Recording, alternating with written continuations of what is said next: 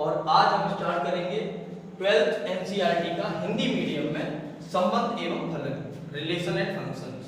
तो इसमें जो हमारी मेन चीजें होती हैं मैं धीरे धीरे स्टेप बाय स्टेप आपको बताता जाऊंगा और सारी चीजें मैं हिंदी में बताऊंगा, क्योंकि हमने ये वीडियो जो भी शुरू की है वो हिंदी मीडियम के छात्रों के लिए शुरू की है।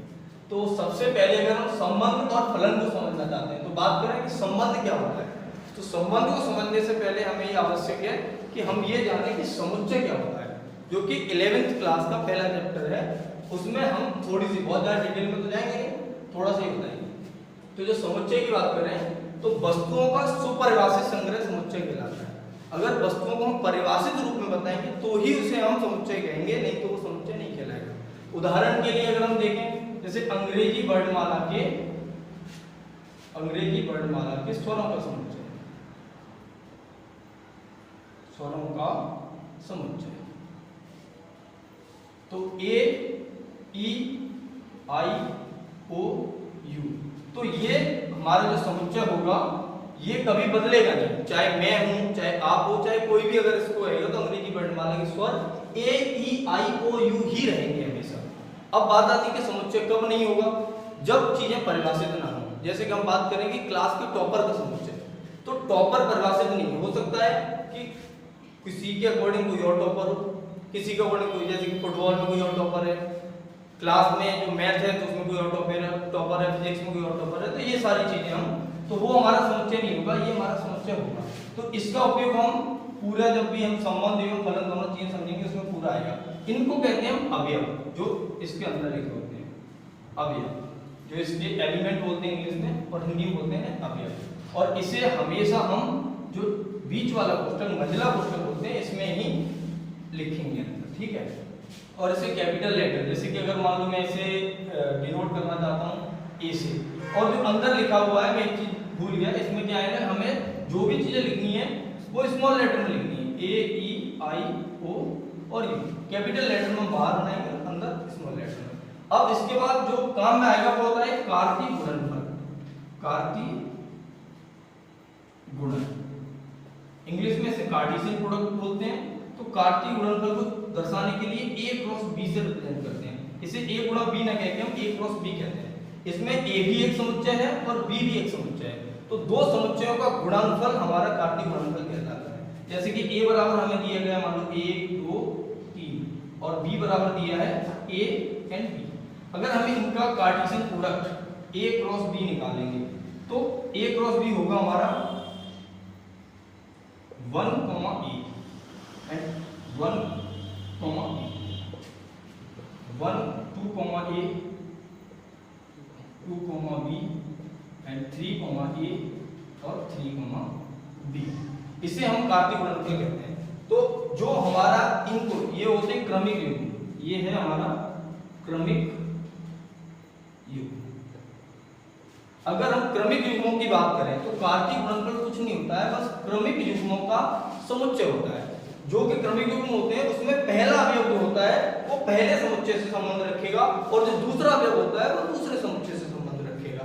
अगर हम इससे समझना चाहें तो इसे हम आरेख बना के भी समझ सकते हैं, जैसे 1, 2, 3 ए और बी।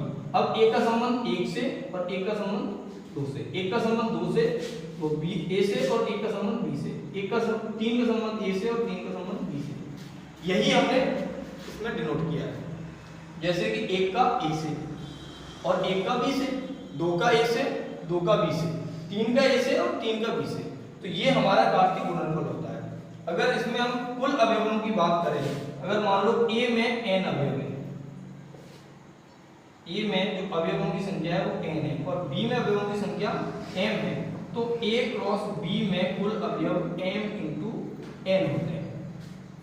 तो हम ये चीज भी, जैसे इसमें 3 है और इसमें 2 है तो 3। अगर हम बात करें a क्रॉस b की, तो a क्रॉस b हमने देख लिया कि एक का संबंध a से, एक का संबंध a से, एक का संबंध b से, एक का संबंध b से। तो हम इसे आरेख बना कर भी समझ सकते हैं और हम ऐसे भी लिख सकते हैं। लेकिन इसमें ये ध्यान रखेंगे कि जो पहला अवयव है वो पहले से और दूसरा अवयव है वो दूसरे से। और ये जो होता है ये क्रमिक युग्म होते हैं, इन्हें बोलते हैं क्रमिक युग्म, ठीक है। अगर हम बात करते हैं कि मान लो कि a है हमारा, a में n अवयव है और b में m अवयव है, और अगर कोई हमसे पूछे कि a क्रॉस b में कितने अवयव होंगे तो तो A क्रॉस B में अवयवों की संख्या होगी n इंटू m। जैसे कि हम देख सकते हैं कि A में हमारे कितने अवयव 3 है और B में 2 है, तो A इंटू B में कितने अवयव होना चाहिए? A क्रॉस B में हमारे 3 इंटू 2, तो 3 दूनी 6 अवयव होने चाहिए। तो देख लेते हैं 1 2 3 4 5 6 अवयव है। तो ये हमारा होता है कार्तीय गुणनफल। अगर हमें कार्तीय गुणनफल में ये जो क्रमिक युग्म है, अगर कोई दो क्रमिक युग्म हमें कभी भी बराबर दिए जाए, जैसे a, b बराबर है 1, 2 के, तो ये केवल और केवल तभी संभव हो सकता है जब a बराबर 1 हो और b बराबर 2 हो। तो इस पर आधारित कई सवाल भी आ जाते हैं हमारे, तो वो भी हम अगर चाहें तो एक एग्जांपल के लिए मैं और बता देता हूँ।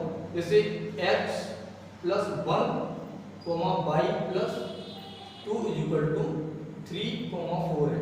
Then find the value of x and y। तो हम क्या करेंगे, ये वाला जो क्रमिक युग्म का पहला अवयव है वो इस क्रमिक युग्म के पहले अवयव के बराबर होना चाहिए। तो x + 1 = 3, तो x = आ जाएगा हमारा 2, और इधर y + 2 = 4, तो y = आ जाएगा 2। तो ये x और y की वैल्यू आ जाएगी। तो हमें कैसे भी पूछ सकता है। तो ये जो बेसिक बात हम कर रहे हैं समुच्चय और क्रमिक युग्मों की, इससे हम समझेंगे अब आगे संबंध क्या होता है, संबंध के बारे में। तो अभी जितना भी लिखा है बोर्ड को नोट कर दो। अब बात करते हैं हम संबंध की, कि संबंध क्या होता है। संबंध को अंग्रेजी में रिलेशन बोलते हैं और इसे आर से रिप्रेजेंट करते हैं। तो इसकी डेफिनेशन जो होती है, एक अरिक्त समुच्चय ए का एक अरिक्त समुच्चय बी में जो संबंध होता है वो हमारा कार्तीय गुणनफल, जो a क्रॉस b अभी हमने पढ़ा, उसका उपसमुच्चय होता है। अब बात आती है कि ये जो उपसमुच्चय है वो क्या होता है। अगर हम बात करें उपसमुच्चय को समझने के लिए थोड़ा सा, तो अगर a = है 1, 2 एंड b = है 1, 2, 3, तो ये जो a में जितने भी अवयव हैं, अगर a के सारे अवयव b में उपस्थित हैं, अगर a के सारे अवयव b में उपस्थित हैं, तो जो a होता है वो b का उपसमुच्चय कहलाता है। जैसे कि a में 1 और 2 है, b में 1, 2, 3 है, तो जो a है वो b का उपसमुच्चय है। तो ऐसे ही जो हमारे R में जितने भी हमारे क्रमिक युग्म आएंगे वो a क्रॉस b के उपसमुच्चय होने चाहिए। तो आगे समझते हैं हम थोड़ा एक एग्जांपल लेके कि संबंध होता क्या है। मान लो एक हमें समुच्चय दिया गया है 1, 2, 3 a बराबर और b बराबर दिया है 4, 5, 6।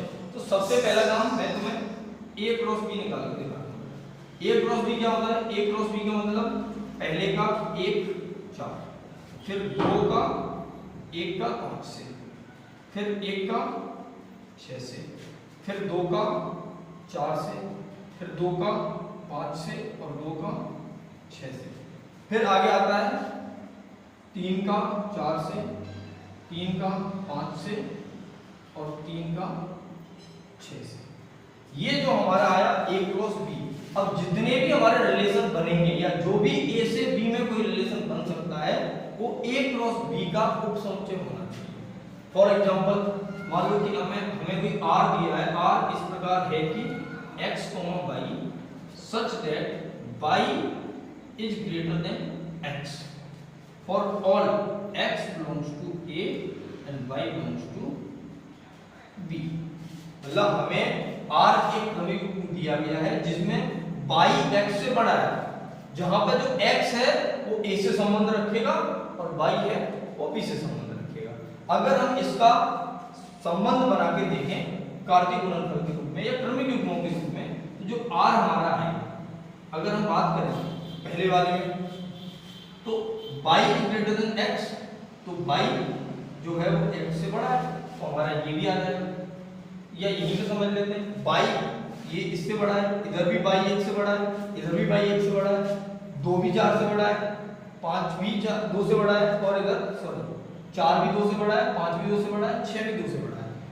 हमारा 4 भी 3 से बड़ा है, 5 भी 3 से बड़ा है, 6 भी 3 से बड़ा है। तो इस वाले रिलेशन में हमारे पूरे के पूरे कार्तीय गुणनफल के क्रमिक युग्म आ जाएंगे। लेकिन अगर हम बात करें किसी और रिलेशन की, तो ये वाला रिलेशन तो पूरा यही है। हम ये भी कह सकते हैं r इक्वल टू दिस। ये पूरा का पूरा रिलेशन हमारा यही है जो ये हमने लिखा हुआ है। इसमें जो पहला अवयव है वो b से संबंध रखता है और दूसरा अवयव है वो b से संबंध रखता है। चलो कोई और दूसरा एग्जांपल ले लेते हैं। R2 यहाँ पे देखिएगा नहीं रखना। तो R2 मान लो हमने ले लिया x, y such that y is equal to x plus 1 for all x belongs to